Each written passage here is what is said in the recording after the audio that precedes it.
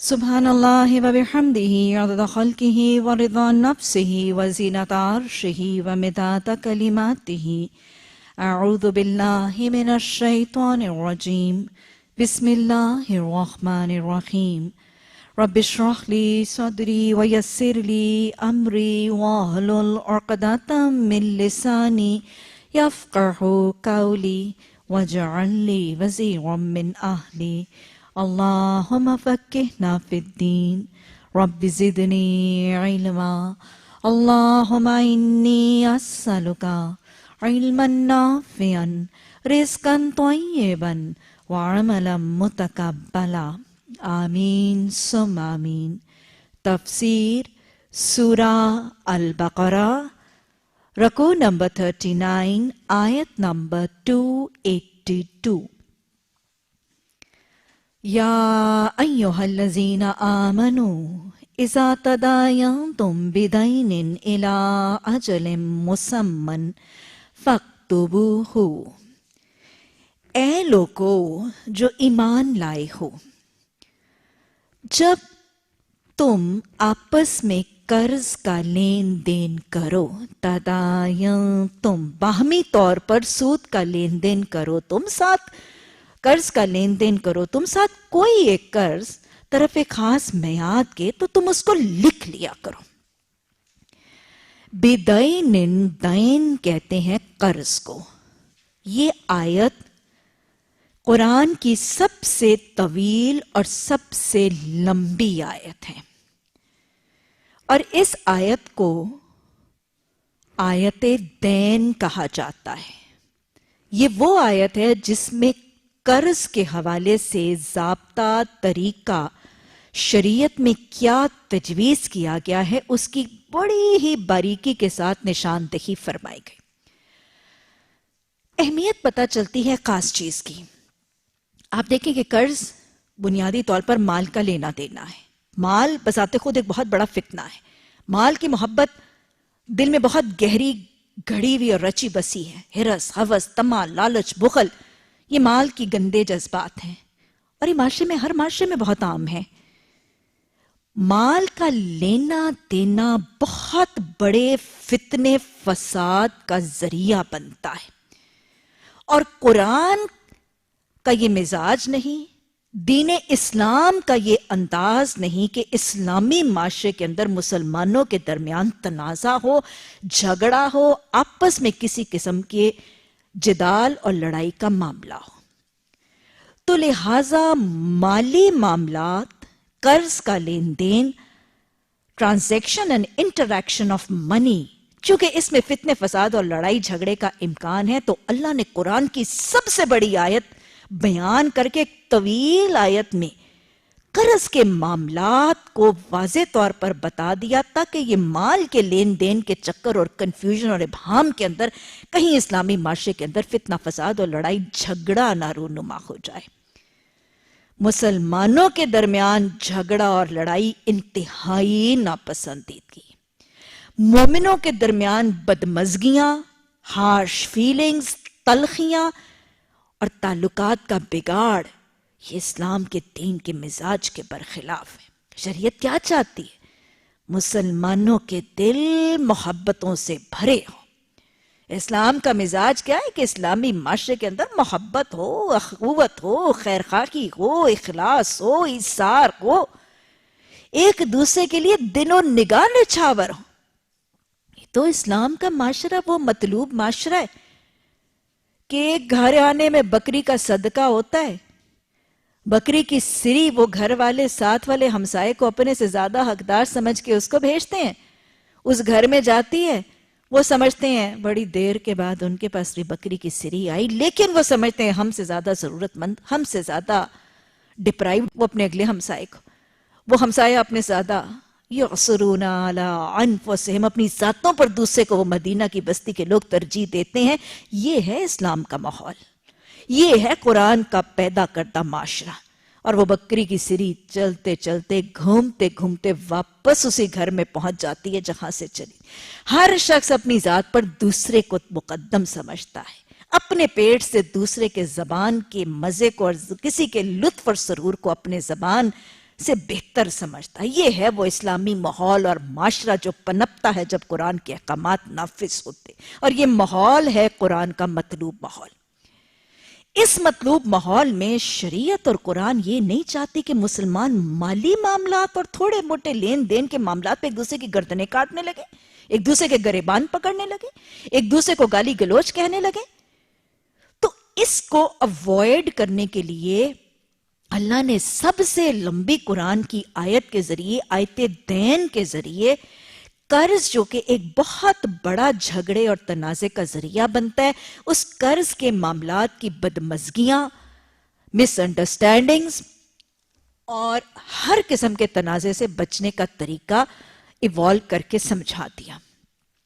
فرمایا جا رہا ہے کہ لوگوں جو ایمان لائے ہو، جب کسی مقررہ مدت کے لیے تم آپس میں قرض کا لین دین کرو تو اسے لکھ لیا کرو۔ آپ کو پتہ ہے کہ قرض دینے والا جب مالدار کسی دوسرے کو مقروض کو قرض دیتا ہے تو ایک میعاد تو مقرر ہو جاتی ہے نا، کہ اتنی دیر کے بعد تمہیں یہ مال مقروضہ مجھے واپس کرنا ہے۔ قرض یہی ہے، اور اگر واپس کرنے کا تقاضا نہ ہو تو وہ تو پھر صدقہ ہوتا ہے، وہ تو صدقہ ہے۔ اگر کسی ضرورت مند کو دے دیا تو وہ تو صدقہ ہے، لیکن اگر واپس لینے کے انڈرسٹینڈنگ پر کوئی کسی کو مال یا ادھار یا لون دیتا ہے تو اس واپس لیے جانے والے مال کو قرضہ کہا جاتا ہے، اور اس کی میعاد ضرور مقرر کر لی جاتی ہے۔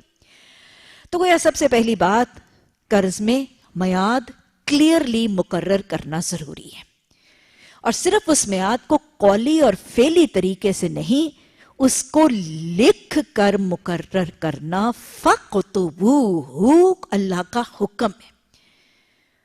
یاد رکھیے گا، اللہ سبحانہ تعالیٰ نے قرآن میں جہاں حکم دے دیا وہ فریضہ دین بن جایا کرتا ہے۔ فَاقْتُبُوهُ وَارْكَعُوا، رکوع کرو، اقیموا، قائم کرو، آتوا، ادا کرو۔ تو لہٰذا یہ حکم ہے۔ قرض کے لین دینے پر میعاد کو لکھنا، میعاد کا مقرر کرنا، اور پھر اس کے بعد لکھ لینا، اس کا حکم دیا جا رہا ہے۔ صرف لکھنے کا حکم نہیں، آگے لکھنے کا پورے کا پورا ڈیٹیل میں طریقہ بتایا جائے گا۔ کون لکھائے گا، کون لکھے گا، لکھنے والا کیا کرے، لکھوانے والا کیا کرے، گواہ کیسے بناؤ گے۔ ہمارا دین کون سا دین ہے؟ الیوم اکملت لکم دینکم واتممت علیکم نعمتی، اور ایسی آیات اس بات کی گواہی دیتی ہے کہ کامل، جامع، کمپلیٹ، مکمل دین ہے۔ اسی کے لیے تو اس کی قیامت تک کی حفاظت کا ذمہ اللہ نے لیا تھا۔ تو اللہ نے حکم دیا کہ جب قرض کا معاملہ، گویا قرض جائز ہے۔ ویسے تو کہتے ہیں نا قرض، محبت اور ادھار یہ محبت کی کینچی ہے، لیکن محبت کی کینچی بننے سے بچنے کا طریقہ اس آیت میں سمجھایا جا رہا ہے کہ جب تم قرض لو تو میعاد مقرر ہو جانی چاہیے، ویل ڈیفائنڈ اور فکسڈ ہونی چاہیے، اور پھر صرف زبانی طور پہ نہیں، فَاقْتُبُوهُ، اس کو لکھ لیا کرو۔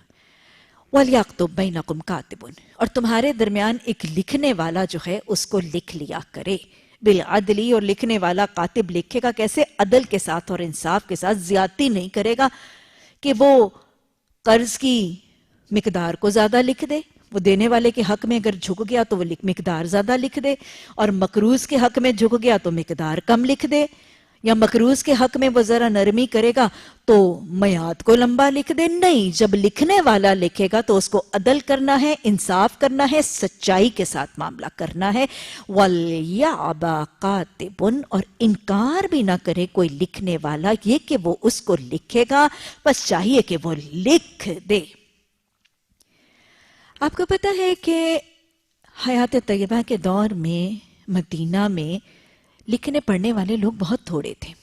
لکھنا پڑھنا was not a norm، اتنا ریموٹ سا معاشرہ تھا، لکھنا پڑھنا سب کو تو نہیں آتا تھا، لیکن آپ نے اس کو بہت پسند کیا۔ آپ کو پتہ ہے کہ بدر کے جب 70 سرغنہ لوگ مشرکین مکہ کے قابو آئے تھے اور قیدی بنے تھے، تو ان میں سے بہت سے سرداران قریش کا فدیہ رہائی کا کیا تھا کہ تمہیں لکھنا پڑھنا آتا ہے۔ مدینہ کے مسلمانوں میں سے ہر ایک کو کہا گیا تھا کہ ہمارے 10 لوگوں کو لکھنا پڑھنا سکھا دو گے تو یہ تمہارا رہائی اور تمہارا فدیہ بن جائے گا۔ تو لہٰذا لکھنے والے لوگ اس معاشرے میں بڑے تھوڑے تھے، تو عین امکان تک ایک لکھنے والا لکھنا جانتا ہو لیکن اس کو کوئی کہے کہ بھئی لکھ دو، وہ کہ میں کیا، مجھے چٹی پڑ گئی، ہر وقت لکھنے کے لیے مجھے ہی بلایا جاتا ہے، یا میں نے کوئی نہیں لکھنا لکھانا, میں نے نہیں تم دونوں میں پڑھنا پڑھانا, بھائی مجھے معاف رکھو. نہیں, جب اللہ سبحانہ تعالیٰ نے کسی کو وہ صلاحیت استطاعت دی ہے جو بہت سو کے پاس نہیں ہے, اللہ نے یہ نعمت سے نوازا ہے کہ تمہیں لکھنا پڑھنا آتا ہے, تو تمہیں اگر کوئی اللہ کا بندہ اپنی خدمت کے لیے, عدل کے لیے, انصاف کے لیے, معاشرے میں لڑائی جھگڑے کے خاتمے کے لیے, اللہ کے بندوں کی خدمت کے لیے یا تعلقات کے بگاڑ کے لیے کوئی تمہاری طرف لکھنے لکھانے کے لیے رجوع کرتا ہے, تو اللہ کی خداداد نعمت اور استطاعت کے استعمال کے لیے انکار نہ کیا کرو. یہ ہے وہ احسان کا طریقہ جو شریعت مجھ سے آپ سے ہر ہی خداداد استطاعت پر چاہتی ہے. یاد رکھیے گا, میرے اور آپ کے پاس جتنا علم ہے, جو فن ہے, جو صلاحیتیں ہیں, اس میں میرا اور آپ کا کمال نہیں ہے. وَمَا تَوْفِيقِي إِلَّا بِاللَّهِ, یہ اللہ کا کرم ہے, اس کی دین ہے, اس کا احسان ہے. کسی کو سینہ پرونا آتا ہے, کسی کو پکانا آتا ہے, کسی کو لکھنا آتا ہے, کسی کو بولنا آتا ہے, کسی کا کوئی ڈاکٹر ہے, کسی کو پڑھانا آتا ہے, کسی کے پاس دنیا کا علم ہے, کسی کے پاس کوئی فن اور ہنر ہے, تو وہ اس کا اپنا کمال نہیں, اللہ کا کرم, اللہ کا انعام ہے کہ اس نے اس کو نعمت سے نواز دیا جس سے بہتوں کو محروم کر دیا. اللہ کی خداداد صلاحیتوں, فن, علم, ہنر پر تکبر نہیں کرنا, گھمنڈ نہیں کرنا, غرور نہیں کرنا, تفاخر نہیں جتانا, اترانا نہیں. یہ ساری کے ساری فن, ہنر, علم, ان کے حوالے سے دو باتیں یاد رکھیے. ایک تو یہ اللہ کی امانت ہوتی ہیں, اور دوسرے یہ اللہ کی نعمت ہوتی ہیں. جو آپ کے پاس استطاعت اور جو آپ کے پاس صلاحیت, فن, ہنر ہے, اللہ کی نعمت ہے, اس کا شکر کریں, تکبر کی نفی کریں. اور جو نعمت اللہ کی آپ کے پاس ودیت ہے, اس کو امانت سمجھ کے اس میں خیانت نہ کریں. گویا شکر اور اس امانت کی ادائیگی کا بہترین طریقہ کیا ہے کہ جب اللہ کوئی صلاحیت دیتا ہے, اس صلاحیت کو اللہ کے بتائے ہوئے, اللہ کے وضع کردہ حدود اور دائرے کے اندر استعمال کرنا ہے. اس صلاحیت کو حدود اللہ سے تجاوز میں استعمال نہیں کرنا, حرام میں استعمال نہیں کرنا, بدکاری میں استعمال نہیں کرنا, اللہ کی ناراضگی اور گناہ کے کاموں میں استعمال نہیں کرنا اپنی خداداد صلاحیتوں کو اور استطاعتوں کو. اور دوسرا شکر اور امانت کی ادائیگی کا طریقہ یہ ہے کہ اللہ کی دی ہوئی انعامات کو اور اللہ کی دی ہوئی استطاعت کو اللہ کی مخلوق کی خدمت کے لیے استعمال کرنا ہے, اللہ کی دین کی خدمت کے لیے استعمال کرنا ہے. یہی بات سکھائی جا رہی ہے. اگر اللہ نے تمہیں لکھنے پڑھنے کی صلاحیت سے نوازا ہے, کوئی اللہ کا مجبور بندہ جو لکھنا پڑھنا نہیں جانتا, یہ تمہارے پاس اپنے کتابت کے لیے آیا ہے, تو لکھنے سے انکار نہ کرنا, غرور اور گھمنڈ نہ کرنا, اس امانت میں خیانت نہ کرنا, اللہ کی دی ہوئی نعمت میں ناشکری کا ارتکاب نہ کرنا, اللہ کی دی ہوئی نعمتوں کو اللہ کے بندوں کی خدمت کے لیے, اللہ کی مخلوق کی خدمت کے لیے عاجزی اور انکساری سے پیش کر دینا. اللہ قبول بھی فرما لے. اللہ نے فرمایا کہ اسے لکھ لینا چاہیے, گویا لکھنے کی تاکید کر دی. اب لکھے گا کیسے؟ وہ لکھے, دکھوائے گا کون؟ املا وہ شخص کروائے گا جس پر حق آتا ہو. دیکھیں دین کتنی باریکی کے ساتھ بتاتے ہیں. اور دیکھیں کہ یہ قرآن نا علیم رب کی طرف سے ہے. اگر یہ طریقہ کسی انسان کا اختیار کرتا ہوتا اور یہ احکامات کسی انسانی ذہن کی اختراع بازی ہوتے, تو ان میں بڑی غلطیاں ہوتی, بڑے اصول غلط نکلتے, پھر اس لاء کو امپلیمنٹ کیا جاتا, پھر اس میں مسائل ہوتے. پھر انسان کے بنائے ہوئے قانون ایسے ہی ہوتے ہیں. انسان جب قانون بناتا ہے تو ہمیشہ اس کے اندر کمیاں کوتاہیاں نظر آتی ہیں, اور پھر اگلا قانون اس سے بہتر بناتا ہے. ارے انسان تو جب گاڑی بناتا ہے تو پھر اگلا ماڈل اس سے بہتر بناتا ہے کہ نہیں؟ انسان کی تخلیق ایسی ہی, انسان کی سوچ ایسی ہی, انسان کے قانون ناقص ہی ہوتے ہیں, انسان کے بنائے ہوئے ضابطے ہمیشہ نقصوں سے پاک نہیں ہوتے. اللہ کا بنایا ہوا قانون, اللہ کا بنایا ہوا ضابطہ, اللہ کا وضع کردہ دین اور طریقہ مکمل ہے, جامع ہے, کمپلیٹ ہے اور پرفیکٹ اور بے عیب ہے. اللہ ہم اپنی زندگی کے تجربوں سے سیکھ کر نہیں, قرآن کی تعلیم سے سیکھ کر اپنی زندگی کو استوار کر کے کامیابی پانے والے بن جائیں. اللہ نے کہا کہ لکھے گا وہ اور املا وہ شخص کرے نہیں جس نے مال دیا ہے، ظاہر ہے وہی ڈکٹیٹ کروائے گا، یعنی قرض لینے والا، اور اسے اللہ اپنے رب سے ڈرنا چاہیے، جو معاملہ طے ہوا ہے اس میں کوئی کمی بیشی نہ کروائے۔ اب بات سمجھ میں آئی؟ دو لوگوں نے آپس میں قرض کا لین دین کیا، تیسرے کے پاس گئے، ہم نے میعاد لکھنی ہے، ہم نے اماؤنٹ لکھنی ہے، پلیز تم ہمیں لکھ دو، ہمیں لکھنا پڑھنا نہیں آتا۔ وہ تیسرا لکھے گا، ڈکٹیٹ کون کروائے گا؟ جس نے قرض دیا۔ لیکن اس میں کیا امکان ہے؟ وہ کاتب میں امکان تھا کہ وہ بھی نا انصافی کر لے، اس کو بھی سمجھا دیا دیکھو عدل کا دامن نہ چھوڑنا۔ اب ڈکٹیٹ کروانے والے کے اندر بھی گنجائش ہے کہ وہ بھی کمی کرے، اس کو اللہ کا تقوی سکھا دیا گیا، جس رب نے مال دیا ہے نا اس رب کے حضور تم نے حاضر ہونا ہے، اللہ کا تقوی کر کے اپنے قرض کی اماؤنٹ نہ بڑھا دینا۔ لکھتے وقت اگر اماؤنٹ زیادہ کر دی تو دینے والے کو اتنا ہی واپس کرنا پڑے گا، یا میعاد نہ کم کر دینا۔ تم کیا کرو؟ اپنے رب سے ڈرتے رہے، جو معاملہ طے ہوا ہے اس میں کوئی کمی بیشی نہ کرے۔ لیکن اگر قرض لینے والا خود نادان ہو، یعنی جس نے مال دیا اس کے پاس مال تو ہے لیکن عقل نہیں ہے، اتنی ہوش نہیں ہے۔ دیکھا دین کتنا کمپلیٹ ہے، چھوٹے چھوٹے باتیں تک بتا رہے کہ مالدار شخص اگر اس قابل بھی نہیں ہے کہ وہ ڈکٹیٹ کرا سکے۔ اللہ کی دین ہے نا، کئی دفعہ ایسے مغفل بدھوؤں کو بھی اللہ مال سے نواز دیتا ہے۔ اللہ نے اس کو مال دیا، وہ یہ قرض دے رہا لیکن اتنی ہوش نہیں ہے کہ وہ ڈکٹیٹ کرا سکے۔ اگر وہ قرض لینے والا خود نادان ہو، وہ ضعیف ہو اور املا نہ کرا سکتا ہو تو اس کا ولی انصاف کے ساتھ املا کروائے۔ لیکن لگاتار کس چیز کی اہمیت؟ تقوی اور انصاف۔ مالی معاملات اور میوچل ڈیلنگز میں اگر تقوی اور عدل نہیں ہوگا تو بگاڑ لازم ہے۔ مومنوں کے باہمی تعلقات میں اگر تقوی اور اگر عدل ہاتھ سے اٹھ جائے گا، دل سے تقوی اور رویے سے عدل نکل گیا تو بگاڑ لازم ہے۔ معاشرے میں عدل کے لیے اتقوا اللہ اور عدل اس کے امن اور استحکام کے لیے لازمی کنجیاں۔ اللہ ان دونوں کو تھامنے کی توفیق عطا فرما۔ اچھا، جب یہ لکھنے پڑھنے کا معاملہ ہوا ہے تو پھر صرف لکھنا پڑھنا نہیں کیا جائے گا، اللہ سبحانہ تعالیٰ انشور کر رہے ہیں بدمزگی نہ ہو، مس انڈرسٹینڈنگ نہ ہو۔ پھر اپنے مردوں میں سے 2 آدمی اس پر گواہ بھی کر لو۔ لکھا بھی جا رہا ہے، لکھوایا بھی جا رہا ہے، ڈکٹیٹ بھی ہو رہا ہے، وہ نہیں لکھ سکتا، کسی اور کو مقرر کر دیا بھئی تو ڈکٹیٹ کر دے، لیکن لکھت پڑھتے وقت 2 گواہ بنا لو۔ 2 گواہ کون ہیں؟ 2 مرد کو گواہ بنا لو، اور اگر 2 مرد نہ ہو تو 1 مرد اور 2 عورتیں۔ 1 مرد کی جگہ 2 عورتیں۔ یہ 2 عورتیں کیوں؟ اگر ایک بھول جائے تو دوسری اسے یاد کروا دے، اور یہ گواہ ایسے لوگوں میں سے ہونے چاہیے جن کی گواہی تمہارے درمیان مقبول ہو۔ یہ جو یہاں پہ حکم آیا کہ مالی معاملات، قرض اور مانیٹری معاملات کی انٹریکشن میں لکھتے وقت 2 مرد گواہ بناؤ، اور اگر 2 مرد گواہی کے قابل تمہارے پاس اویلیبل نہ ہو تو 1 مرد کو ریپلیس کر دو 2 عورتوں سے۔ یہ وہ قرآن کا حکم ہے جو بسا اوقات غیر مسلم طاقتیں اسلام کے خلاف استعمال کرتی ہیں، خواتین اسلام کو بھڑکانے کے لیے۔ بہت سے ایشوز اسلام کے خلاف ریز کیے جاتے ہیں، وہ کہتے ہیں کہ خواتین اسلام کو اللہ نے قید کر دیا، وقرنا فی بیوتکن، چلو جی گھر کی 4 دیواری میں قید، بس کنڈی تالا لگا ہوا، بس تم باہر نہیں نکل سکتی۔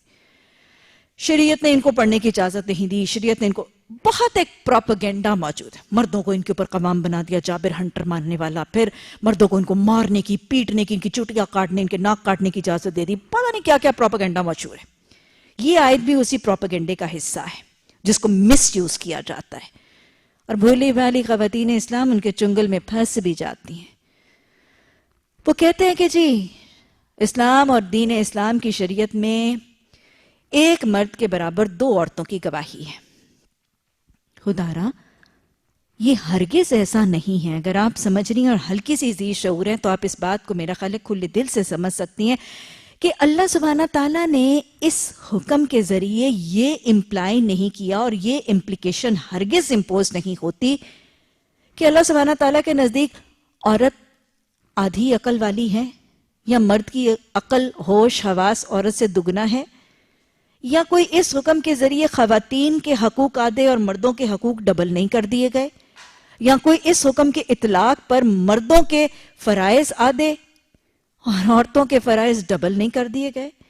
کوئی اس حکم کا اطلاق یہ بھی نہیں ہے کہ مردوں کو نیکیوں کا جزا ڈبل ملے گی، عورتوں کو آدھی ملے گی. کوئی امپلیکیشن ایسی نہیں ہے. من ذکر او انثی برابر ہیں شریعت میں.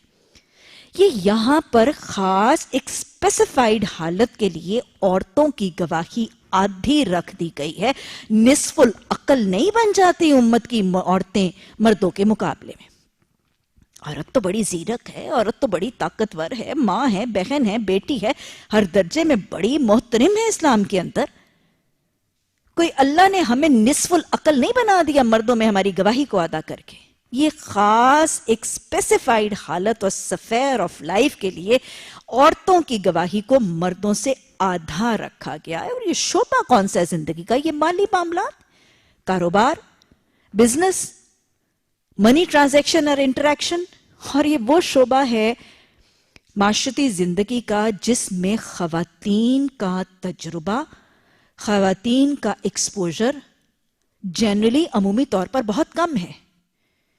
ہاں، معاشرے کی کچھ چیدہ چیدہ خواتین جو تاجر ہیں، جو مال رکھتی ہیں، بیوپاری ہیں، وہ یہ کام کرتی ہیں، ان کا ایکسپوجر تو شاید ہوگا اور ان کے پاس تو ان معاملے کی نالج ہے. اگر آج کے پڑھے لکھے معاشرے میں بھی دیکھ لیں تو میرا خیال ہے ہمارے معاشرے کے اندر، آج کے اس ماڈرن دور کے اندر، ہمارے معاشرے اور ہمارے ماحول کے اندر بھی میں اگر کہوں کہ 50% خواتین کو چیک لکھنا نہیں آتا تو کیا خیال ہے میں غلط کہہ رہی ہوں؟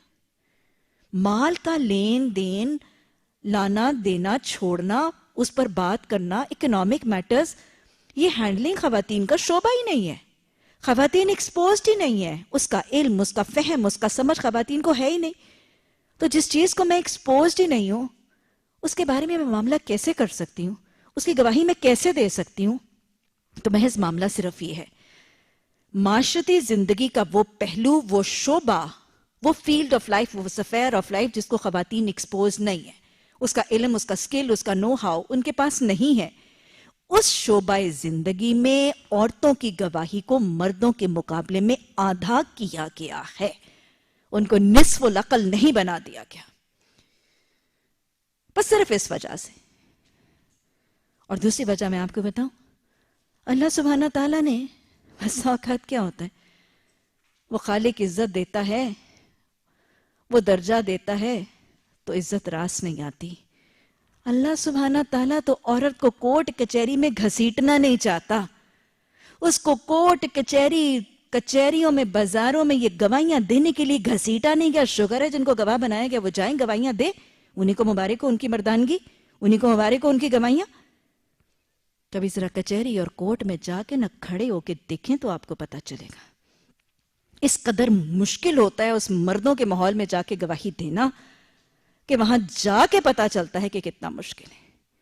اکیلی خاتون کا کچہری میں کھڑے ہو کر گواہی دینا اس کے لیے اتنا امر محال اور اتنا مشکل ہے ایک با حیا خاتون کے لیے کہ اس وقت واقعی یہ خواہش آتی ہے کہ شاید میرے ساتھ کوئی اور دوسری ہو. اللہ سبحانہ تعالیٰ نے اس ہی لیے دوسری کو ساتھ بنا دیا کہ تنہا اگر اس کو کورٹ کچہری میں جانا بھی پڑے، اول تو اس کو گھسیٹا ہی نہ جائے. جس شعبے کو یہ ایکسپوز نہیں ہے وہاں پہ اس کو لے جایا ہی نہ جائے، اس پر بے وجہ کا بوجھ ڈالا ہی نہ جائے. یہ گھر کی رانی ہے، گھر میں رانی بن کے بیٹھے. یہ نازک سا خوبصورت سا میرا شاکار ہے، اپنی خوبصورتی کو سمیٹے. اس کو کوٹوں کچہریوں میں کیوں گھسیٹوں؟ اس کو نہیں گھسیٹا گیا، لیکن عیش راس نہیں آئی. میں نے جانا ہے، میں نے برابر. اچھا جاؤ کچہری میں. کچہریوں میں اور کوٹوں میں جا کے دھکے کھانا اکیلی خاتون کا کام نہیں. اللہ کسی کو اس آزمائش سے نہ ڈالے. وہاں پہ جا کے احساس اور اسی کی آسانی کے لیے اگر اکیلی چلی گئی اس مردوں کے ماحول میں تو دوسری اس کی حمایتی وہاں پہ سپورٹر اس کے پاس موجود ہو. مجھے خود یاد ہے کہ میں اپنے پروفیشنل لائف کے میڈیسن کے بالکل انیشل ڈیز میں جب میں ڈسٹرکٹ ہیڈ کوارٹر ہاسپٹل میں جاب کرتی تھی تو ڈی ایچ کیو میں خواتین جب WMOs ہوتی ہیں تو ان کے پاس میڈیکو لیگل کیسز آتے ہیں اور وہ میڈیکل لیگل کیسز کو چیک کرنے کے بعد، ایگزامن کرنے کے بعد وہ WMO جو ہے وہ اس کی رپورٹ بھی لکھتی ہے اور وہ میڈیکل لیگل کیسز کی رپورٹ اس میڈیکل آفیسر کو جا کے کورٹ میں پڑھ کے سنانی بھی پڑتی ہے اپنی گواہی کے طور پر. مجھے یاد ہے کہ ایک دفعہ کچہری جانے کے بعد اور کچہری میں کورٹ میں کھڑے ہو کر وہ میڈیکل لیگل رپورٹ پڑھنے کے بعد میں ساری ڈیوٹی، ایوننگ ڈیوٹی میں یہی دعا کر رہی ہوتی تھی، اللہ آج کوئی MLC نہ آ جائے، اللہ مجھے کوئی میڈیکل لیگل کاٹنا نہ پڑ جائے. اور جب میڈیکل لیگل کٹ جاتا تھا اس کے بعد یہی ہوتی تھی گواہی اور یہی دعا ہوتی تھی کہ اللہ جھوٹ ہو جائے, اب یہ کیس یہیں پہ سمیٹا جائے, مجھے کچہری میں نہ جانا پڑے. مجھے یاد ہے وہاں پہ کچہری میں جانا مجھے سب سے ناگوار, اپنے جاب کے ٹائم کا مجھے وہ سب سے ناگوار ایکسپیرینس لگتا ہے میڈیکل لیگل رپورٹ کی گواہی کے لیے کورٹ میں جانا. اور میں جس دن میری گواہی ہوتی تھی مجھے یاد ہے میں سارے ڈپارٹمنٹ میں سے خواتین کی اپنی کولیگز کی منتیں کر رہی ہوتی تھی, پلیز میرے ساتھ چلو, پلیز میرے ساتھ چلو. اور اس وقت اس کے بعد جب میں نے یہ قرآن کی آیات پڑھی تو مجھے حکمت سمجھ میں آئی کہ واقعی ہمارا دین کتنا خوبصورت اور کتنی حکمتوں والا دین. ہم تو اپنے تجربوں سے دین اور زندگی گزارنے کا طریقہ سکھاتے ہیں. میرے علیم رب نے تو ہمیں اپنے علم سے یہ طریقے وقت سے پہلے سکھا دی. اللہ ان نسخوں کو سمیٹنے, ان کی قدر کرنے اور ان کو شرح صدر ہو کے اللہ حکمتیں نہ بھی سمجھ آئیں تو ان کو اپنانے کی توفیق عطا فرما. اور اللہ دین, اس خوبصورت دین سے ہر قسم کی بدگمانی اپنے دلوں کو بھی اس سے بچانے اور اللہ لوگوں کے دلوں سے ان بدگمانیوں کو کھرچ کر نکالنے کی توفیق عطا فرما.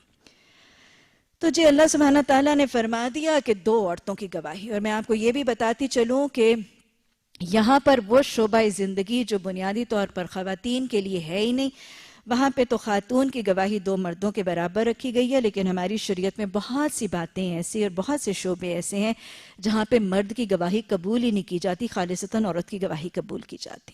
حیض کے معاملات, عدت کے معاملات, رضاعت کے معاملات, مرد کی گواہی معتبر نہیں ہے. جہاں جو جس کا فیلڈ ہے, جو جس کا ایکسپوجر ہے, اس سے پوچھا جائے گا اور کسی سے نہیں پوچھا جائے گا. تو لہٰذا اللہ کے احکامات پہ بہت حکمت ہے.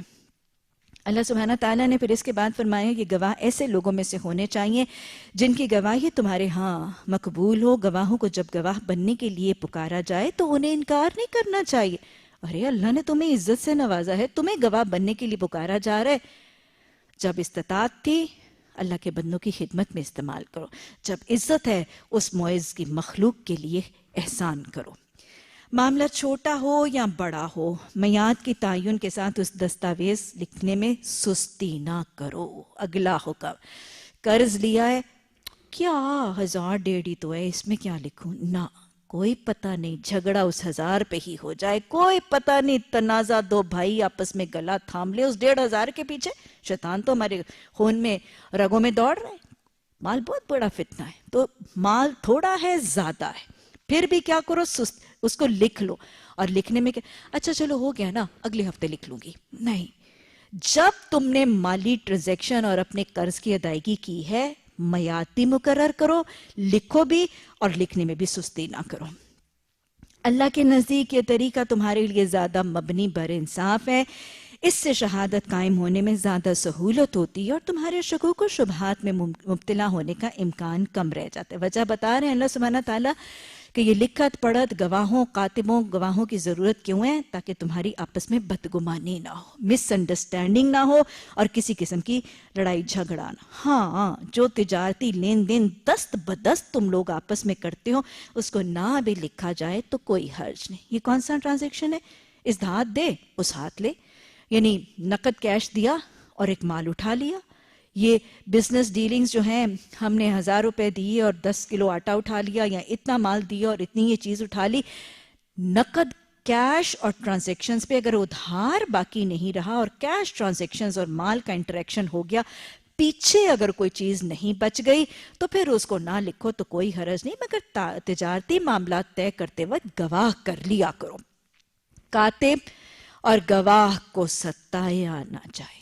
دیکھیں, جہاں ہمارا دین کسی ایک گروہ کے لیے نہیں ہے, ہر ایک کو معاشرے میں کنسیڈر کیا جاتا ہے, ہر ایک کو اس کے فرائض بھی سکھائے جاتے ہیں, فرائض میں عدل اور تقوی کی طرف بھی مائل کیا جاتا ہے, فرائض کی ادائیگی میں سستی سے بچنے کی طرف بھی مائل کیا جاتا ہے, فرائض کی ادائیگی میں احسان کا طریقہ بھی سکھایا جاتا ہے, لیکن ساتھ ہی ساتھ دوسرے طبقے کی حفاظت بھی کی جاتی.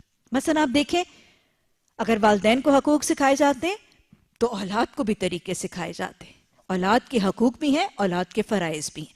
ماں باپ کے حقوق بھی ہیں, ماں باپ کے فرائض بھی ہیں. بیوی کے حقوق بھی ہیں, بیوی کے فرائض بھی ہیں. شوہر کے حقوق اور فرائض بھی ہیں. اسی طرح شریعت مہمان نوازی میزبان کو سکھاتی ہے, تو مہمان کو ادب اور سلیقہ اور لمٹس بھی بتاتی ہیں. ہمارا دین جامع ہے، کسی ایک کے لیے اسپیسیفائیڈ حکم نہیں ہے. ہر معاشرے میں ہر کیٹیگری کے احکامات دیے جاتے ہیں.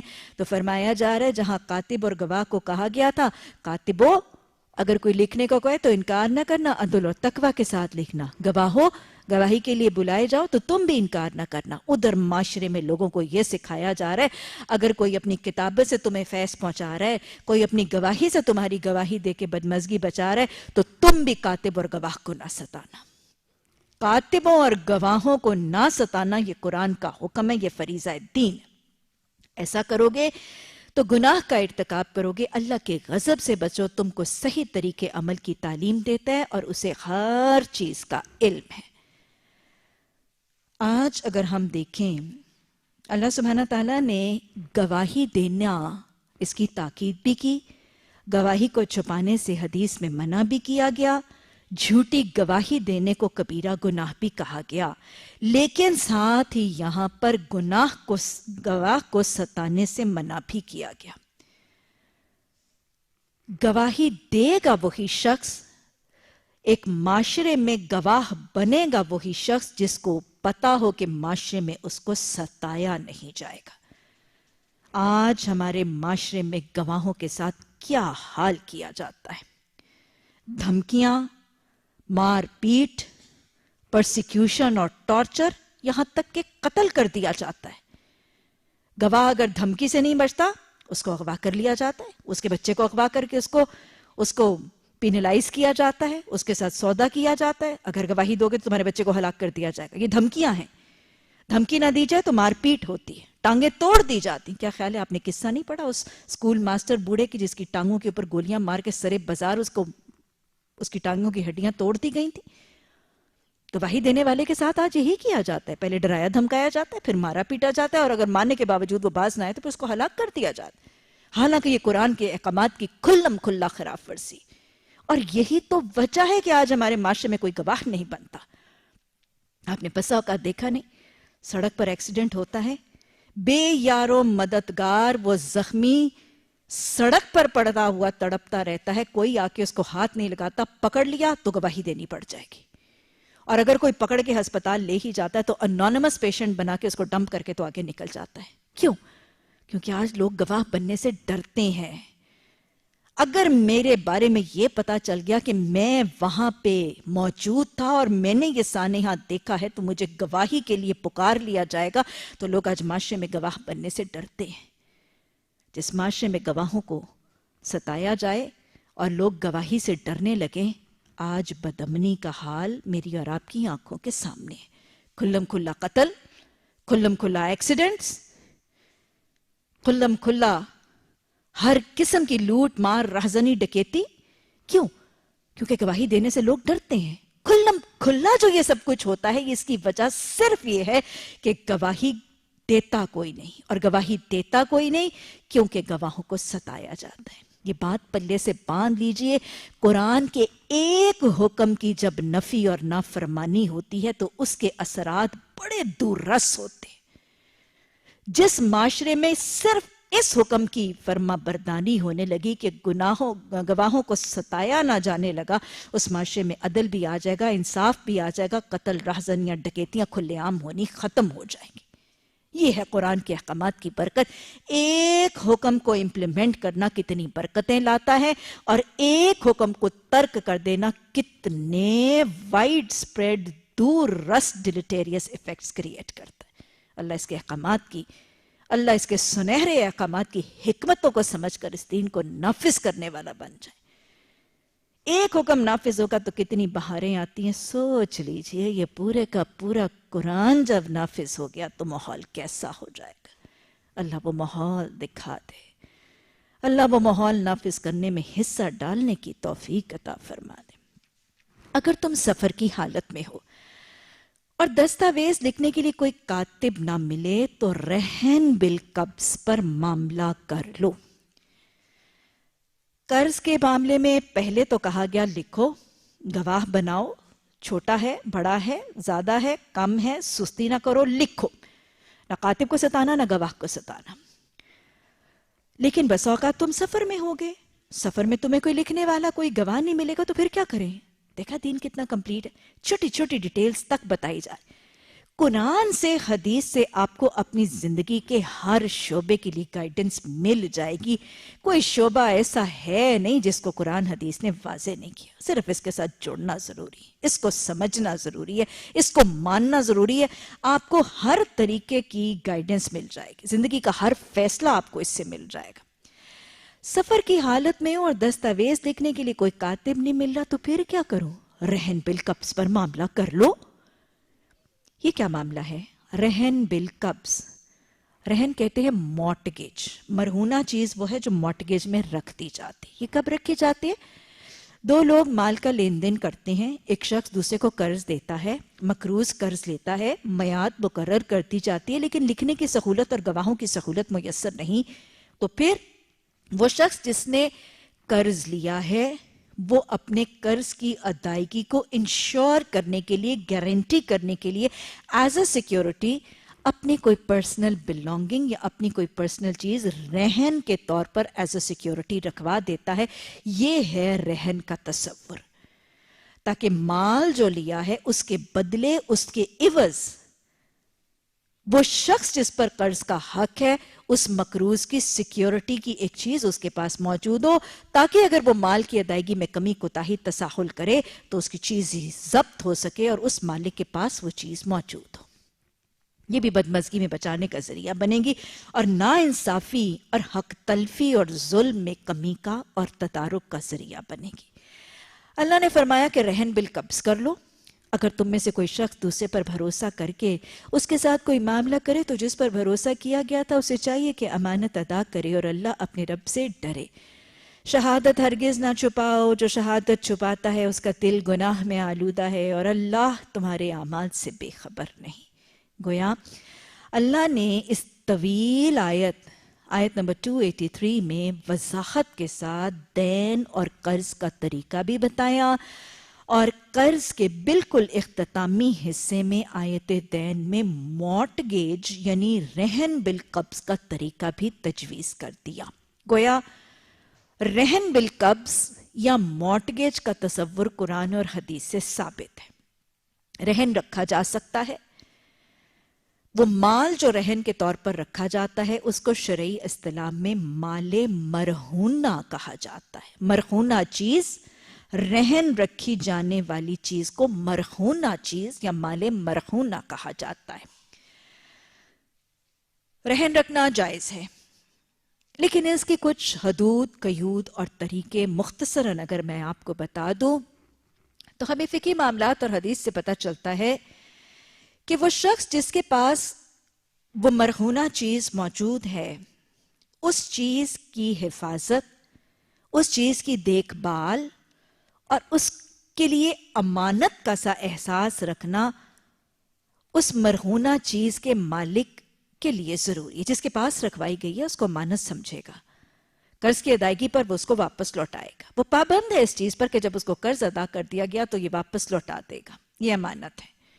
جتنی دیر اس کے پاس ہے اس شخص کی امانت ہے، اس کی حفاظت کرے گا، اس کی دیکھ بھال کرے گا، اپنی چیز کی طرح، بلکہ امانت میں اپنی چیز سے بڑھ کے اس کی حفاظت کرے گا۔ لیکن شریعت اس شخص کو وہ چیز جو اس کے پاس رہن کے طور پر رکھوائی گئی ہے، قرض کے رہن کے طور پر رکھوائی گئی ہے، اس کی جو وہ حفاظت کرتا ہے، اس کی جو خدمت کرتا ہے، اس کی جو دیکھ بھال کرتا ہے، اس کے جو اوور ہیڈز کو وہ میٹ کرتا ہے، اس کے عوض اس شخص کو اس کو استعمال کرنے کی اجازت دے دی گئی، اور یہ استعمال اس کا ذاتی استعمال ہو سکتا ہے۔ یہ بات میں آپ کو مثال سے سمجھا دوں۔ مثلا دیکھیں کہ اگر دو لوگوں کے درمیان کافی لمبے سا قرض کا معاملہ ہوا اور وہ شخص جس نے قرض لیا تھا اس کو مال کی ضرورت تھی، اس نے رہن کی بدلے یا رہن کی شکل میں اپنا گھوڑا اس مالک کو جس سے اس نے مال لیا تھا، اپنا گھوڑا اس کو رہن میں رکھوا دی، گاڑی رکھوا دی، گھوڑا رکھوا دیا، کوئی چیز رکھوا دی، اپنی کوئی سواری اس کو رہن میں رکھوا دی۔ اب وہ جس کے پاس وہ گھوڑا رہن ہے وہ ظاہر ہے وہ تو گھوڑا ہے، اس کو چارہ بھی ڈالے گا، اس کو پانی بھی دے گا، اس کو دھوپ چھاؤں میں باندھے گا بھی، اس کا خیال بھی رکھے گا۔ تو یہ چارہ پانی باندھنے کھولنے کی خدمت کے عوض وہ شخص اس گھوڑے پر سواری کرنے کا اختیار رکھتا ہے۔ اس کو ذاتی استعمال کے لیے استعمال کر سکتا ہے ایسی مرہونہ چیز کو. کس کے عوض؟ وہ جو خدمت اس چیز کی کر رہا ہے اس کے عوض. یہ اس کے لیے جائز ہے، اس کے لیے گناہ نہیں ہے، اس کے پاس حق ہے. لیکن اس چیز کو، اس گھوڑے کو وہ کرائے پر چلا کے، کسی تانگے، کسی ریڑے کے ساتھ جوت کے اس کے اوپر معاوضہ لینا اس کے لیے جائز نہیں ہے. اس کے لیے اتنا ہی حرام ہے جیسا سودی مال حرام ہے. اس مرہونہ چیز پر اگر کوئی آمدنی ہوئی، کوئی انکم ہوئی، تو اس پر اس شخص کا نہیں بلکہ اس کے اصل مالک کا حق ہے.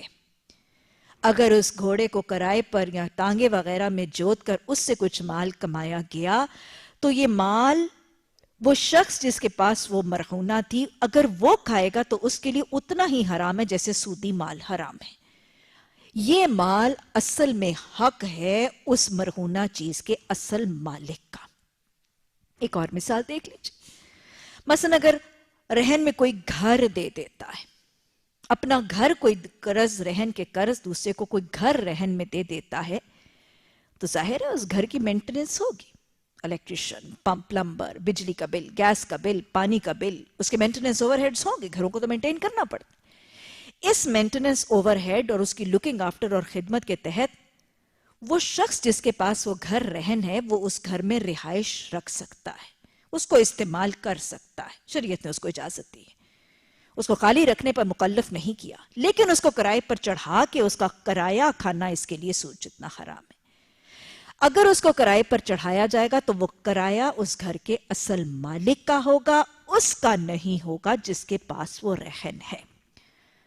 یہ رہن کے حوالے سے کچھ موٹے موٹے احکامات ہیں جن کو مجھے سمجھانے کی خواہش تھی. باقی انشاءاللہ جب ہم حدیث میں پڑھیں گے صحیح بخاری میں تو وہاں زیادہ وضاحت سے ان چیزوں پر بات ہوگی انشاءاللہ. اللہ سبحانہ تعالی ہمیں علوم القرآن اور علوم الحدیث دونوں ہی کا شوق اور شغف اور اللہ وسعت سے علم عطا فرمائے. للہ ما فی السماوات وما فی الارض، اللہ کے لیے ہے جو کچھ آسمانوں میں اور زمین میں. میں نے اس دن بھی آپ کو بتایا تھا کہ جہاں یہ قرآن کی آیت یا ایسے ملتے جلتے الفاظ آئیں، للہ ملک السماوات والارض، للہ ما فی السماوات والارض، مطلب ایک ہی ہے، اللہ کے لیے سب کچھ ہے، اللہ ہی کی ملکیت ہے. ایک جگہ نہیں بارہا آئے گا. جب آئے تو بیسک بات سوچ لیا کریں، زمین آسمان کا یہ سب کچھ اس کا ہے. تو جو میرے پاس ہے اگر وہ میرے نام ہے، میری پرسنل پراپرٹی ہے، میرے لاکر میں، میرے جائیداد میں، میرے ہینڈ بیگ میں ہے، شاید ظاہراً وہ میرا ہے لیکن اصل میں وہ اللہ کا ہے. اس نے اپنے قبضہ قدرت اپنی رزق کی کنجیاں کھول کر مجھ تک پہنچایا. اس نے اپنے رزق کے دھانے کھول کر مجھ پر یہ رزق ترزق من تشاء بغیر حساب کا معاملہ مجھ سے کیا. تو لہٰذا سب سے پہلا کام اپنی سب خدا داد نعمتوں پر شکر کرنا ہے. جس کی تھیں اس نے مجھے دی میں اس کا شکر کروں گی. مجھے اپنی ہر خدا داد نعمت پر شکر کے بعد للہ ما فی السماوات وما فی الارض اس کا ذکر کرنا ہے. مجھے کوئی ایک چھوٹا سا تحفہ دے، مجھے کوئی ایک چھوٹا سا ہدیہ میری ماں لا کے دے، میں پورے سسرال میں اس کا ڈھنڈورا پی. اماں نے دیا تھا مجھے عید پہ ہی جوڑا. ایسے ہوتا ہے کہ نہیں؟ تو جو میرے رب نے نعمت اور رزق کے خزانے مجھ پر دھانے کھولے ہیں اس کا ذکر کرنا ہے. لوگوں سے اس رب کا تعارف کرنا ہے تاکہ وہ بھی اس کی شکر کی طرف مائل ہو جائیں. شکر کریں، ذکر کریں، تکبر کی نفی کریں. یہ سب کچھ جو میرے پاس ہے یہ میرا ہے ہی نہیں، یہ میرا نہیں ہے، اس کا نعمت ہے، اس کی انعام، اس کی امانت ہے. کوئی تکبر نہیں، کوئی گھمنڈ نہیں، کوئی غرور نہیں، کوئی فقر نہیں، کوئی ترانہ نہیں، کوئی جرتانہ نہیں. عاجزی جس نے دیا شکر ہے دیا. پھر جب وہ ہے اس کا، کرائے کا گھر جب میرا نہیں ہوتا، کرائے دار کا ہوتا ہے، مالک مکان کا. کس کا ہوتا ہے؟ مالک مکان کا. کیا وہ مالک مکان کے گھر میں رہ کے میں اپنی مرضی سے اس کی دیوار ادھیڑ کے گرا سکتی ہوں؟ میں اپنی مرضی سے اس کی کھڑکی یہاں سے پلٹ کے وہاں دروازہ لگا سکتا ہوں؟ ہاں، شریف کرائے دار تو ایسا نہیں کرتے، اور جو بدماشی پہ اتر آتے ہیں وہ تو سبھی کچھ کرتے ہیں. تو جب یہ سب کچھ ہے میرا نہیں ہے اس کا، تو پھر میں کیسے استعمال کروں گی؟ جیسے وہ مجھے استعمال کرنا چاہتا ہے کہ میں ویسے استعمال کروں. اس کی بتائی ہوئی حدود، قیود، ناجائز، حرام طریقے سے میں استعمال نہیں کروں گی، اس کی ہے. اپنی آنکھ، اپنے ہاتھ، اپنے کان، اپنی اولاد، اپنے مال، اپنی سواریاں، اپنے زیورات، اپنے لباس، ارے اس کے ہیں. میں اس کے احکامات، اس کی مرضی، اس کی رضا، اس کی حدود اور قیود کے مطابق استعمال کروں گی. للہ ما فی السماوات والارض. پھر جب ہے سارا کچھ اس کا، تو پھر میں کچھ تو اس کو راضی کرنے کے لیے بھی خرچ کروں گی. اس کی رضا، اس کی خوشنودی اور اس کی خوبصورت سجی سجائی جنت کے حصول کے لیے. یہ 4 چیزیں کم از کم ضرور اس آیت کے آنے پر سوچیں، اپنا محاسبہ کریں. میرے رویے میں کمی ہے، اپنی اصلاح کریں. اللہ کے لیے آسمان اور زمین کا سب کچھ ہے. تم اپنے دل کی باتیں خواہ ظاہر کرو یا چھپاؤ، اللہ بہرحال ان سب کا حساب تم سے لے گا. اللہم حاسبنا حسابا یسیرا، اللہم حاسبنا حسابا یسیرا. اللہ دل کی گہرائیوں میں آنے والے آرزوؤں تمناؤں کا بھی محاسبہ کر کے اصلاح کرنے کی توفیق عطا فرما. اللہ دل کے گندے جذبات کو نکال کر اپنی محبت اور تقوی، توکل اور قناعت کے زیورات سے راستہ کرنے کی توفیق عطا فرما. اللہم حاسبنا حسابا یسیرا. اللہ بہرحال ان کا حساب تم سے لے گا، اور جب حساب لے گا تو پھر کیا؟ پھر اسے اختیار ہے، جسے چاہے معاف کر دے اور جسے چاہے سزا دے. وہ ہر چیز پر قدرت رکھتا ہے. وہ جسے چاہے معاف کر دے، جسے چاہے سزا دے، وہ ہر چیز پر قدرت رکھتا ہے. اللہ تو قدیر ہے، سب کو معاف فرما دینا. اللہ تو قدیر ہے، تیرے قدیر ہونے کا واسطہ سب کو سزا سے بچا لینا. اللہ ہمارے لیے جنت کا ارادہ فرما کر ہمیں جنت کے پروانے عطا فرما دینا. اللہ تو قدیر ہے، ہم جیسے گناہ گاروں کو جہنم سے بچانے کی قدرت رکھتا ہے. اللہ گناہوں سے بچانے کی قدرت رکھتا ہے. اللہ گناہوں سے بچا لے، اللہ جہنم سے بچا لے، اللہ اندھیروں سے بچا لے، اللہ عذاب قبر والے اعمال سے بچا لے. آمن الرسول، ایمان لے آیا رسول. سورہ البقرہ کی آخری 2 آیات، بہت ہی فضیلت والی یہ آخری 2 آیات، اور ان کی فضیلت اور ان کی اہمیت آپ صلی اللہ علیہ وسلم کی سنت سے عیاں، آپ کی تاکید سے ظاہر کہ آپ صلی اللہ علیہ وسلم سوتے وقت رات کو یہ 2 آیات تلاوت فرماتے تھے. آپ صلی اللہ علیہ وسلم کی حدیث کے الفاظ موجود ہیں. آپ نے فرمایا، صحابہ اکرام فرماتے ہیں کہ ایک دن آپ صلی اللہ علیہ وسلم ہمارے ساتھ ایک محفل میں تشریف فرما تھے کہ آپ صلی اللہ علیہ وسلم نے آسمان کی طرف دیکھا اور آپ نے فرمایا، آج آسمان کا وہ دروازہ کھلا ہے جو آج سے پہلے نہیں کھلا تھا. آج آسمان سے وہ فرشتے، اور یہ کون سے تھے؟ جو حضرت جبریل امین کے ساتھ آئے تھے. آج آسمان سے وہ فرشتے اترے ہیں جو آج سے پہلے نہیں اترے تھے. جو بڑی انہونی چیز ہے جو اتر رہی ہے آسمان سے. آج آسمان کا وہ دروازہ کھلا ہے جو آج سے پہلے نہیں کھلا تھا. آج آسمان سے وہ فرشتے اترے ہیں جو آج سے پہلے نہیں اترے تھے. اور آج مجھے وہ 2 نور دیے گئے ہیں جو مجھ سے پہلے کسی نبی کو نہیں دیے گئے. اور پھر آپ نے فرمایا یہ 2 نور کون سے ہیں؟ سورہ الفاتحہ اور سورہ البقرہ کی آخری 2 آیات.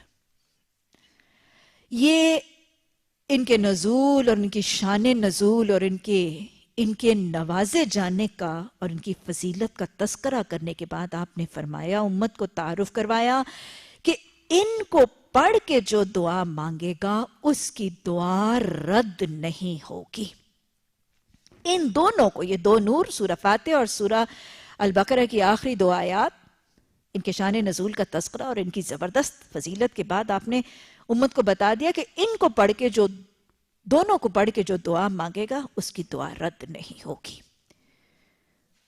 تو گویا سورہ الفاتحہ وہ تو ہے ہی سورہ دعا، اور سورہ البقرہ کی آخری 2 آیات کا پڑھنا دعاؤں کی قبولیت کی کنجی، آسمان کے دروازوں کا دعاؤں کے لیے کھولے جانا، دعاؤں کا عرش الہی تک پہنچائے جانے کا ذریعہ اور وسیلہ ہے. اللہ اس کا حفظ عطا فرما دے. آمن الرسول بما انزل الیہ من ربہ والمؤمنون، رسول اس ہدایت پر ایمان لے آیا جو اس کے رب کی طرف سے نازل ہوئی ہے، اور جو لوگ اس رسول کے ماننے والے ہیں انہوں نے بھی اس ہدایت کو دل سے تسلیم کر لیا۔ گویا یہ آیت کے پہلے الفاظ ہمیں ایمان کی طرف مائل کر رہے ہیں، ایمان باللہ اور ایمان مفصل۔ ایمان مفصل اور ایمان باللہ کی طرف مائل کرتے ہیں، اور اسی تجدید کے ساتھ ہمیں رات کو اپنی رات کا اختتام کرنا ہے اور اپنی دعاؤں کا آغاز کرنا ہے۔ وہ رات جو ایمان کی تجدید کے وعدوں کے ساتھ اختتام ہوگا، دن اور رات کا آغاز ہوگا، وہ دعا جس کا آغاز ایمان کی عہد کی تجدید کے ساتھ ہوگا، وہ دعا قبول ہوگی۔ یہ سب اللہ اور اس کے فرشتوں، اس کی کتابوں اور اس کے رسول پر ایمان لائے ہیں، اور ان کا قول یہ ہے کہ ہم اللہ کے رسولوں کو ایک دوسرے سے الگ نہیں کرتے۔ گویا اس آیت میں ایمان اور اسلام کے بعد اسلام کا اگلا رنگ لا نفرق بین احد من رسلہ کی نشاندہی کی جا رہی ہے کہ ایمان لانے والا مسلمان اسلام اور ایمان کے دائرے میں داخل ہونے والا جب دائرہ اسلام میں داخل ہوتا ہے تو وہ فرقہ واریت کی نفی کر دیتا ہے۔ تفرقہ بازی، فرقہ واریت، گروہ دھڑے، لابیز اور مسلک پرستی کی نفی کرتا ہے۔ وہ کسی کے درمیان کوئی فرقہ نہیں کرتا، نہ نبیوں میں کوئی تفرقہ کرتا ہے، اور نبیوں کے بعد آنے والے اماموں کی بھی فرقہ واریت اور نفی کر دیتے۔ لا نفرق بین احد من رسلہ۔ پھر وہ کیا کہتا ہے؟ قالوا سمعنا واطعنا، ہم نے سنا اور ہم اطاعت کرتے ہیں۔ قول و قرار ہے ان آیات میں۔ وہ کہتا ہے کہ میں ایمان لے آیا ہوں، ایمان ایسے لایا ہوں کہ میں کسی کے درمیان کوئی تفریق نہیں کرتا، نہ قرآن اور حدیث میں، نہ اللہ اور رسول میں، نہ تمام رسولوں میں، نہ رسول کے آئمہ میں اور علماء میں کسی میں تفریق نہیں کرتا۔ اور میرا رویہ کیا ہے؟ میں سنتا چلا جاتا ہوں قرآن سے، میں سنتا چلا جاتا ہوں حدیث سے، اور میں اس پہ ایمان لاتا جاتا ہوں، اس کی اطاعت کرتا جاتا ہوں۔ یہی ہے ایمان کا تقاضا کہ ایمان کے بعد سمعنا کے بعد اطعنا ہو۔ میں نے سن کے اب تو اطاعت کر لی ہے، لیکن پہلے کیا ہے؟ پہلے تو بہت کچھ غلط کرایا جب میں نے ایمان نہیں قبول کیا تھا۔ نہ اللہ کو مانتا تھا، نہ اللہ کی مانتا تھا، نہ قرآن کو مانتا تھا، نہ قرآن کی مانتا تھا، نہ قرآن کو جانتا تھا، نہ قرآن کو پہچانتا تھا۔ رسول سے محبت تو کرتا تھا، رسول کا حق نہیں جانتا مانتا تھا۔ اللہ تب جو میں نے بہت سے کام اطاعت کی کمی میں کیے، غفرانک ربنا، اللہ اب تو سن لیا ہے، اب تو مان لیا ہے، اب تو اطاعت بھی کرنے لگا۔ وہ اللہ پچھلوں کی بخشش فرما دینا۔ کیوں فرما دینا؟ ربنا وعلیک المصیر، اللہ مجھے تیری طرف جانا ہے۔ یہ ہے مومن کا حال، مومن کا ماضی اور مومن کا مستقبل کے ساتھ تعلق۔ مومن کا حال میں رویہ آمنا، سمعنا، اطعنا، یہ ہے مومن کا حال۔ وہ سنتا ہے، مانتا ہے، اطاعت کرتا ہے، یہ مومن کا حال ہے، پریزنٹ ہے۔ ماضی کے ساتھ مومن کا تعلق صرف ایک ہوتا ہے، غفرانک کا، اس سے ماضی کی بخشش مانگنا۔ ماضی کے گناہوں پر وہ مایوس اور نا امید ہو کے ہاتھ چھوڑ کر اپنے حال اور مستقبل کو بگاڑتا نہیں ہے۔ ماضی کی کمی اور کوتاہیوں پر روتا دھوتا بھی نہیں ہے۔ ماضی کی کمی اور کوتاہیوں پر یاس، آش، کاش، حسرتیں بھی نہیں کرتا۔ ماضی کے ساتھ مومن کا تعلق صرف یہ ہوتا ہے اپنے گزشتہ زندگی کے گناہوں کے لیے بخشش طلب کرتا ہے اور امید رکھتا ہے اللہ سے بخشش کی۔ حال میں اطاعت کرتا ہے ماضی کی گناہ کی بخشش کر کے، اور مستقبل کے لیے ربنا وإلیک المصیر، آخرت کی فکر کرتا ہے، رب سے ملاقات کا تقوی کرتا ہے۔ اللہ حال، ماضی، مستقبل کے ساتھ صحیح رویے اپنانے کی توفیق عطا فرما۔ آج ہماری زندگی کا حال ہے، بچپن کو یاد کر کر کے جوانی کو، جوانی کتنی اچھی ہوتی ہے، کالج لائف، اماں کے گھر کے دن، میری جوانی، میرا حسن، حال کی فکر ہی نہیں، جوانی کی یادیں اداسیاں، اور یہاں جوانی کے رونے دھونے، اور نہ مستقبل کی فکر نہ حال کی فکر۔ نہیں، صحیح رویہ نظر آیا؟ حال میں سنتے چلے جانا، خوب خوب سننا، حدیث، قرآن، دین سیکھنا، سننا، پھر آمنا، مانتے چلے جانا، پھر اطاعت کرتے چلے جانا. یہ ہے میرا اور آپ کا حال. ماضی بہت کچھ کیا، اچھا گزر گیا، بہت اچھا ہے. وہ کہتے نا یاد ماضی عذاب ہے، کیا کر بھلا دے مجھے حافظہ میرا. نہیں، کوئی عذاب نہیں ہے، بس پچھلے گناہ بخش دے. آگے کی فکر، مستقبل کا معاملہ، فکر آخرت، مالک یوم الدین سے ملاقات کی تیاری. میں ایسے ملوں کہ رب راضی ہو جائے، میں ایسی بن جاؤں کہ رب مسکرا دے، میں ایسی بن جاؤں کہ رب اپنا نظارہ عطا فرما دے، میں ایسی بن جاؤں کہ ہاتھ میں سیدھے ہاتھ مال نامہ مل جائے. ربنا وإلیک المصیر. لا یکلف اللہ نفسا الا وسعها. اللہ کسی پر اس کی طاقت سے زیادہ بوجھ نہیں ڈالتا. یہ وہی ہے لا اکراہ فی الدین جیسا ملتا جلتا مسئلہ. کسی پر اس کی طاقت سے زیادہ بوجھ نہیں ڈالتا. دین کے احکامات تمہاری طاقتوں سے زیادہ بوجھ نہیں ڈالیں گے. مالداروں سے زکوٰۃ مانگی جائے گی، مالداروں سے زکوٰۃ مانگی جائے گی. صاحب استطاعت کو صدقے کے لیے کہا جائے گا، چلنے والے کو مسجد چل کے جانے کو کہا جائے گا، بنائی والے کو ناظرہ قرآن پڑھنے کا مکلف کیا جائے گا. کسی پر اس کی طاقت سے زیادہ بوجھ نہیں ڈالا جائے گا، نہ یہاں پر نہ قیامت میں. جو کھڑا ہو کے نہیں پڑھ سکتا بیٹھ کے پڑھ لو، بیٹھ کے نہیں پڑھ سکتے لیٹ کے پڑھ لو، لیٹ کے نہیں پڑھ سکتے اشارہ کر لو، اشارہ نہیں کر سکتے آنکھوں کی حرکت سے پڑھ لو، زبان کے جنبش سے پڑھ لو. لا یکلف اللہ نفسا الا وسعها. نہ دنیا میں نہ حشر کے دن پہ اللہ نے جو تمہارے پہ طاقت نہیں ڈالی اس کا تم سے سوال نہیں ہوگا. اللہم حاسبنا حسابا یسیرا. لہا ما کسبت وعلیہا ما اکتسبت. تمہارے لیے وہ ہے جو تم نے کمایا اور ان کے لیے وہ ہے جو انہوں نے کمایا. تم پر طاقت تمہاری سے زیادہ بوجھ نہیں ڈالا جائے گا، لیکن پھر جو تم اپنے ہاتھوں سے اپنے لیے کماؤ گے نا تمہارے کام وہی آئے گا. دوسروں کی کمائیاں تمہارے کھاتے پلے میں نہیں ڈالی جائیں.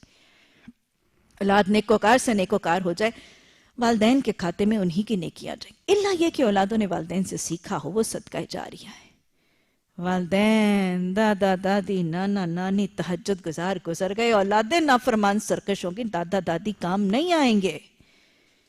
وہ اس کا تہجد، وہ اس کا روزہ، وہ اس کا صدقہ، وہ اسی کے کام آئے گا. ہاں اللہ یہ کہ اس کی مثال سیکھ کر اس نے اس کے لیے صدقہ جاریہ بن گیا. لہا ما کسبت وعلیہا ما اکتسبت. ربنا لا تؤاخذنا ان نسینا واخطأنا. اے ہمارے رب مؤاخذہ نہ کرنا، پکڑنا نہ اگر ہم بھول گئے یا ہم نے خطائیں کی. اللہ سبحانہ تعالی، اللہ جو ہم سے خطائیں ہوئیں درگزر فرما دے. ربنا لا تؤاخذنا ان نسینا. یا ارحم الراحمین، جو ہم نے کمیاں کی، جو کوتاہیاں کی، جو بھول چوک ہوا، جو نسیان ہوئے، اللہ جو گناہ ہم سے سرزد ہوئے، جو حقوق میں کمیاں ہم سے ہوئیں، اللہ تیرے بندوں کے حقوق میں کمیاں ہوئیں، اللہ تیرے سب سے اول درجے کے بندوں کے حقوق میں کمیاں ہوئی، والدین کے حقوق میں کمیاں ہوئی، ازواج کی تربیت میں خطائیں ہوئی. اللہ حقوق العباد میں جہاں خطائیں اور نسیان سے معاملہ ہوا، اللہ اس پہ پکڑ نہ کرنا، اللہ اس پہ پوچھ گچھ نہ کرنا، اللہ اس پر مواخذہ نہ کرنا. اللہ ہمارا حساب آسان لے لینا. ربنا ولا تحمل علینا اسرا کما حملتہ علی الذین من قبلنا. یا ارحم الراحمین، ہم پر ہماری طاقتوں سے زیادہ بوجھ نہ ڈالنا. اللہ تو علیم ہے، تو خبیر ہے، تو ہمارا خالق بھی ہے، ہمارا مالک بھی ہے، ہمارا رازق بھی ہے. تو میرے اعصاب کو، میرے حواس کو، میری صلاحیتوں کو، میری طاقتوں کو، میری بیماریوں کو، میری ہر حیثیت کو جانتا ہے. اللہ میری طاقت سے زیادہ ہم پر بوجھ نہ ڈال. اللہ ہمارے اعصاب سے زیادہ ہمارے عذاب توڑ عذاب نہ دینا. اللہ ہمیں مشکلات میں ایسی میں مبتلا نہ کر دینا کہ ہمارے حواس پہ غالب آ جائیں. اللہ ہمیں اپنے حالات پہ غالب رکھنا، ہمارے حالات کو ہم پر غالب نہ کر دینا. یا ارحم الراحمین، اپنے پسندیدہ صحابہ اکرام جن سے تو راضی ہوا وہ تجھ سے راضی ہوئے، اللہ ان کو تو نے خوب خوب آزمایا، ہمیں ویسے نہ آزما لینا. اللہ ہمارے ایمان کمزور ہے، اللہ ہمارے ایمان بڑے کمزور ہیں، ہم بڑے بے صبرے ہیں، بڑے تھوڑ دلے ہیں، اللہ ویسے نہ آزما لینا. اللہ حضرت سمیہ جیسا عذاب اللہ حضرت یاسر جیسی آزمائش، اللہ حضرت بلال حبشی جیسی آزمائشیں، حضرت خباب بن ارت جیسی آزمائشیں، اللہ ہم اس قابل نہیں۔ اللہ سبحانہ تعالیٰ ہمیں ویسے نہ آزما دینا۔ اللہم انی اعوذ بک من زوال نعمتک، اللہ تیری نعمتوں کے زوال سے بھی پناہ مانگتے، اللہ اپنی نعمتوں کی کمیوں سے بھی نہ آزمانا، اللہ اپنی ناراضگی سے بھی نہ آزمانا، یا ارحم الراحمین اپنے عذاب اور اپنی تنگیوں سے بھی نہ آزمانا، اور اللہ ہر حال میں ایمان میں ثابت قدمی عطا فرمانا۔ اللہ صبر بھی تجھ سے مانگتے ہوئے خوف زدہ ہیں، صبر مل گیا تو کہیں صابر بن کے آزمان نہ لیے جائیں، اللہ آزمان نہ لینا۔ ربنا ولا تحملنا ما لا طاقت لنا به واعف عنا، اللہ سبحانہ تعالیٰ معاف فرما دے، اللہ ہمیں معاف فرما دے۔ یا ارحم الراحمین ہماری زندگی کا جو دور اس قرآن سے دوری میں گزرا، اللہ اس دور کی کوتاہیوں کو معاف کر دے، اللہ اس دور کی لا علمیوں کو معاف کر دے، اللہ اس دور کے گناہوں کو درگزر فرما دے۔ یا ارحم الراحمین جو ہم سے کمیاں، کوتاہیاں، خطائیں اللہ دانستہ ہوئی اپنی نظر رحمت سے، وہ بھی معاف فرما دے۔ اللہم انکا عفو تحب العفو فاعف عنی، اللہ تو معاف کرنے والا ہے، عفو قدیر ہے، تجھے تیرے عفو قدیر ہونے کا واسطہ اللہ سب کے سارے گناہ بخش دے، اللہ ساری خطائیں، بھول چوک سب معاف فرما دے، اللہ یہاں پہ محفل میں سب کے سارے کمیاں کوتاہیاں معاف فرما دے۔ اللہ سبحانہ تعالیٰ ہمیں محفل برخاست ہونے سے پہلے اپنی معافی کا پروانہ عطا فرما دے۔ اللہ اس قرآن کو پڑھنے، سورہ بقرہ کو پڑھنے، سیکھنے، سکھانے میں کچھ کمی ہوئی تو اللہ اس کو درگزر فرما لے۔ اللہ دانستہ نہیں کی، اللہ غیر ارادی طور پر بھول چوک سے اس کے تلفظ میں، اس کی ادائیگی میں، اس کے احکامات کی ترسیل اور تبلیغ میں کمی ہوئی تو واعف عنا، اللہ معاف فرما دینا۔ واغفر لنا یا ارحم الراحمین یا غفور الرحیم، ہم سب کو بخش دے، اللہ ہم سب کو بخش دے، اللہ سبحانہ تعالیٰ ہم سب کو بخش دے، غفور سب کو بخش دے، غفار سب کو بخش دے، یا غفور الرحیم رحمتوں سے ڈھانپ کے اپنی بخشش کا پروانہ سب کو عطا فرما دے۔ اللہ چھوٹوں کو بخش دے، بڑوں کو بخش دے، اللہ جوانوں کو بخش دے، بوڑھوں کو بخش دے، اللہ چھوٹے گناہ بھی بخش دے، اللہ بڑے بھی بخش دے۔ اللہ سبحانہ تعالیٰ وہ گناہ جو ہم نے لا علمی سے کی، اللہ ان کو بھی بخش دینا، اور یا ارحم الراحمین ہم نے کچھ گناہ جو جانتے بوجھتے بھی اللہ ضد سے کی، اللہ ان کو بخش دینا۔ یا ارحم الراحمین جو ڈھٹائی میں کیے، یا ارحم الراحمین غفور الرحیم ان کو بھی بخش دینا۔ یا اللہ یا رحیم، اللہ سبحانہ تعالیٰ ہم نے اپنی انا کا معاملہ بنا کے جو کمیاں کوتاہیاں تیری جناب میں کی، اللہ اس انانیت کے کیے ہوئے غلط رویوں کو بھی بخش دینا۔ یا ارحم الراحمین ہماری نمازوں کی کمیوں کو بخش دے، اللہ روزوں کی کمیوں کو بخش دے، ہمارے مال کی محبت کے گندے رویوں کو بخش دے، ہمارے حقوق العباد کی کمیوں کو درگزر فرما دے، اللہ ساری کوتاہیوں کو بخش دے۔ استغفر اللہ ربی من کل ذنب واتوب الیک، ربنا ظلمنا انفسنا وان لم تغفر لنا وترحمنا لنکونن من الخاسرین، اللہم اغفر لنا وللمؤمنین والمؤمنات والمسلمین والمسلمات، اللہم اغفر لنا وارحمنا واجبرنا واعطنا وعافنا ورفعنا وارزقنا وارحمنا، اللہ سب پر رحم فرما، اللہ سب پر کرم فرما، اللہ سب کو اپنی رحمتوں سے ڈھانپ لے، اللہ سب کو اپنی برکتوں سے نواز دے، اللہ سب کو اپنے انعامات سے مالا مال فرما دے، اللہ ہمیں اپنی حکمت اور دانائی عطا فرما، اللہ اپنی رحمتوں سے، اپنی نظر رحمت سے اللہ ہم جیسے گناہگاروں کو بخش دینا۔ اللہ سبحانہ تعالیٰ، اللہ ہمارے گناہ بہت ہی زیادہ ہے، بہت بڑے بھی ہیں، بڑے کثیر بھی ہیں۔ اللہ پر اب تیری رحمت سے مایوس نہیں ہے۔ اللہ سب کو اپنی رحمت سے سب کے گناہ بخش دینا۔ اللہ سبحانہ تعالیٰ ہماری نیکیاں بہت تھوڑی بھی ہیں، اللہ بڑی ناقص بھی ہے، یا رحمان بڑی چھوٹی بھی ہے، ٹوٹی پھوٹی بھی ہے۔ اللہ اپنی رحمتوں سے ان کو قبول کر لینا۔ اللہ اپنی رحمتوں سے ان نیکیوں کو قبول فرما لینا، اور اللہ اپنی نظر رحمت فرما کے ان نیکیوں کا کئی گنا بڑھا کے اجر عطا فرما دینا۔ ورحمنا، اللہ سب پر رحم فرما، اللہ سب کو، سب کے گھروں کو اللہ سکون کا گہوارہ بنا دے۔ اللہ ہمارے گھروں پر اپنی رحمت نازل فرما، ہمارے اداروں پر اپنی رحمت نازل فرما، اس معاشرے پر، ملک و ملت پر اپنی رحمت نازل فرما۔ اللہ سبحانہ تعالیٰ دلوں کو سکینہ عطا فرما، اللہ گھروں کو سکون کا گہوارہ بنا، اللہ بیماریوں کو، غم و پریشانیوں کو دور فرما، اللہ اپنی رحمتوں سے ڈھانپ لے، اپنے غضب سے بچا لے، اپنی سزاؤں سے بچا لے۔ اللہ اپنی رحمتوں سے اللہ سبحانہ تعالیٰ ہمارے گھروں میں محبتیں ہی محبتیں کر دے۔ اللہ اپنی رحمت سے، اپنے رحم، اپنے کرم اور فضل سے گھروں کے کینے، فتنے، فساد اور جھگڑے دور کر کے دلوں کو جوڑ دے۔ اللہ اپنی رحمتوں سے صالح اولادیں عطا فرما دے۔ یا رحمان اپنی رحمتوں سے ہمارے گھروں کے سارے مشکلات کو دور فرما دے۔ اللہ یہ بندیاں تیرے دین کا کام کرنے والی ہے، تیرے قرآن اور تیرے دین سے محبت رکھنے والی ہے۔ اللہ سب کو اپنی رحمتوں سے ڈھانپ کے ان کے سارے مسئلے، مشکلات، غم، پریشانیاں دور فرما دے۔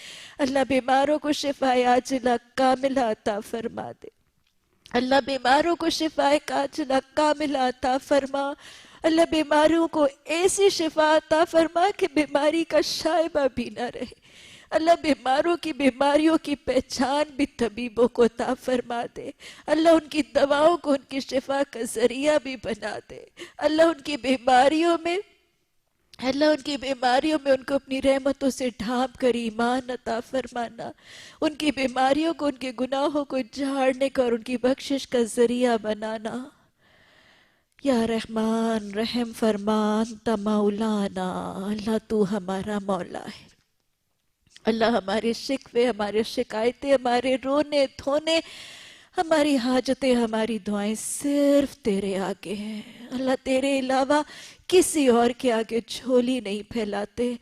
اللہ اپنے علاوہ کسی اور کا محتاج نہ کرنا۔ یا ارحم الراحمین ہمیں اور ہمارے گھر میں، ہماری اولادوں میں اللہ مالی طور پر، جسمانی طور پر، اللہ معاشی طور پر، اللہ بیماریوں میں، اللہ کسی حال میں اللہ اپنے علاوہ کسی اور کا محتاج نہ کرنا۔ اللہ ہمارا ولی بن جا، اللہ اپنی ولایت عطا فرما، اللہ اپنی محبت عطا فرما، اللہ اپنے محبوب بندوں کی صف میں داخل فرما۔ اللہ ہم سے محبت کر اور ہمیں محبت کا طریقہ سکھا۔ اللہ ہم سے راضی ہو اور ہمیں راضی رہنے والا بنا۔ اللہ ہمیں نعمتوں سے نواز اور نعمتوں کا شکر ادا کرنے والا بنا۔ اللہ ولی بن جا، اللہ اپنا قرب عطا فرما، اللہ اپنی ولایت عطا فرما۔ فانصرنا علی القوم الکافرین، اللہ سبحانہ تعالیٰ کافر قوم کے خلاف ہماری مدد فرما۔ اللہ کافر قوم کے خلاف ہماری مدد فرما۔ یہ کافر جو دائیں بائیں سے، شمال مغرب جنوب سے امڑ امڑ کے آ رہے ہیں، اللہ پاکستان کا، امت مسلمہ کا محافظ بن جا۔ اللہ اسلام کی طاقتوں کا محافظ اور نگران بن جا۔ اللہ میرے اس خوبصورت ملک کو امن عطا فرما دے، اس زمین کے خطے کو اللہ امن اور استحکام عطا فرما دے۔ اللہ اس کو ہر بحران سے نجات عطا فرما دے۔ اللہ میرے اس خوبصورت خطے کی سرحدوں کی حفاظت فرما۔ اللہ اس خوبصورت خطہ جو تو نے ہمیں عطا کیا ہے، اللہ اس پر نفاذ اسلام کی بہار بھی دکھا، اسلام کے جھنڈے لہرا دے، اسلام کے قوانین نافذ فرما دے، اسلام کی حدود نافذ فرما دے۔ فانصرنا علی القوم الکافرین۔ اللہ سبحانہ تعالی، ہم نے جو سورہ بقرہ پڑھی اس کو ہم نے جو پڑھا جو پڑھایا اس کو قبول فرما لے۔ اللہ جو پڑھا پڑھایا، سیکھا سکھایا، سنا سنایا، اللہ اس کو قبول فرما لے۔ اللہ اس کی کمیوں کوتاہیوں سے درگزر فرما دے۔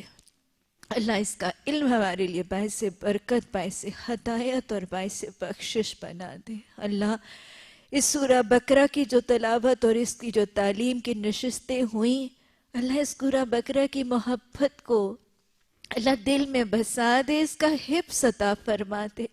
اللہ سورہ بقرہ کا حفظ عطا فرما دے۔